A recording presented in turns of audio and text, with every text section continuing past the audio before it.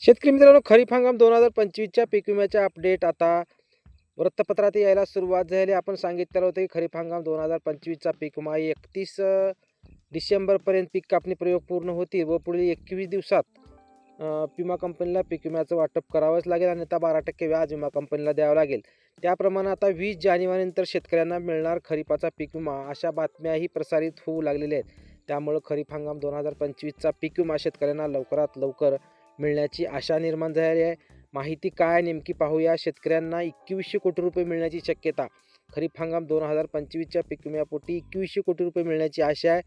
उंबरठा उत्पादनाची माहिती केंद्राला सादर करण्यात आलेली आहे, अशी ही अपडेट आहे. राज्यात एकूण अर्जदार शेतकऱ्यांची संख्या आहे 94 लाख शेतकऱ्यांनी पीक विमा भरलेला आहे.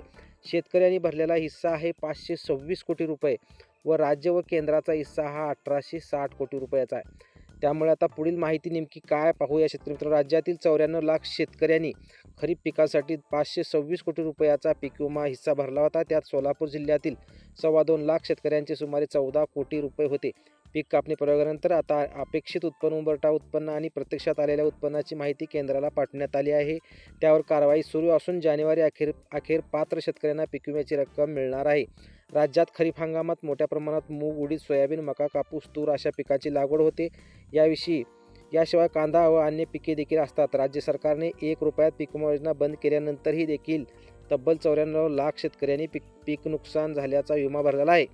आणि या आशेने स्वतः विमा सुरक्षित रक्कम भरून पिकांचा विमा भरला. राज्यात सुमारे 50,000 ठिकाणी पीक कापणी प्रयोग पार पडले. त्यातून अपेक्षित उंबरठा उत्पन्न, प्रत्यक्षातील उत्पन्नाची पाहणी व संकलित करण्यात आली आहे. राज्य सरकारला कृषी विभागाने जी माहिती केंद्र सरकारला पाठवली आहे, केंद्राकडे या माहितीवर कारवाई सुरू असून 20 जानेवारीनंतर राज्यातील कोणत्या जिल्ह्यातील, तालुक्यातील, महसूल मंडळातील शेतकरी पीक विमा मिळण्यास पात्र आहेत, त्याचबरोबर कोणत्या पिकांना विमा भरपाई मिळणार आहे हे स्पष्ट होईल, असे वरिष्ठ अधिकाऱ्याने सांगितलेलं आहे.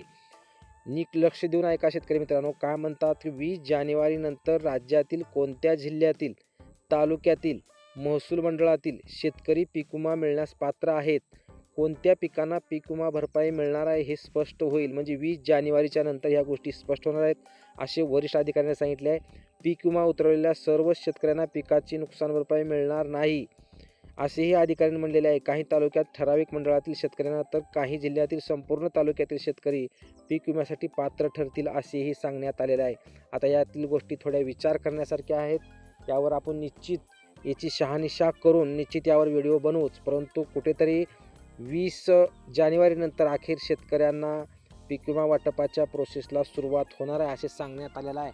त्यामुळे लवकरच खरीप हंगाम 2025च्या पीक विम्याच्या वाटपाला 20 तारखेच्या नंतर प्रोसेसला सुरुवात होईल आणि शेतकऱ्यांच्या खात्यावर पीक विम्याची प्रत्यक्ष रक्कम पडायला सुरुवात होईल, अशी अपडेट आलेली आहे.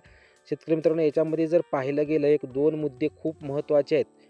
तर कोणते, तर की 20 जानेवारीनंतर आपल्याला हे समजणार आहे की कोणत्या जिल्ह्यातील शेतकऱ्यांना पीक विमा मिळणार आहे, कोणत्या तालुक्यातील शेतकऱ्यांना पीक विमा मिळणार आहे, कोणत्या महसूल मंडळातील शेतकऱ्यांना पीक विमा मिळणार आहे. अशा पात्र शेतकऱ्यांनाच पीक विमा देण्यात येणार आहे, असे स्पष्ट करण्यात आले. कोणत्या पिकांना पीक विमा भरणार आहे, या सर्व गोष्टीची माहिती ही 20 जानेवारीनंतरच स्पष्ट होईल, असे सांगण्यात आलेलं आहे. आणि अजून एक महत्त्वाचे दुसरा मुद्दा म्हणलं तर पीक विमा उतरवलेल्या सर्व शेतकऱ्यांना पिकाची नुकसान भरपाई मिळणार नाही. आता हा जो प्रश्न आहे शेतकरी मित्रांनो, या प्रश्नात थोडं तथ्य आहे, विचार करावा लागेल.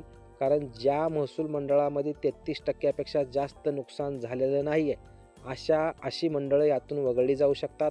कारण संपूर्ण राज्यातील शेतकऱ्यांनी जर पीक विमा काढलेला असेल तर सर्वच शेतकऱ्यांना पीक विमा मिळेल असे नाही.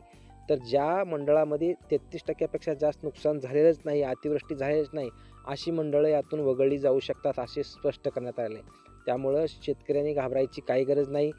ज्या मंडळामध्ये अतिवृष्टी झाल्या, ज्या मंडळाला अतिवृष्टी अनुदान मिळाले, ती संपूर्ण मंडळं यामध्ये घेतली जातील.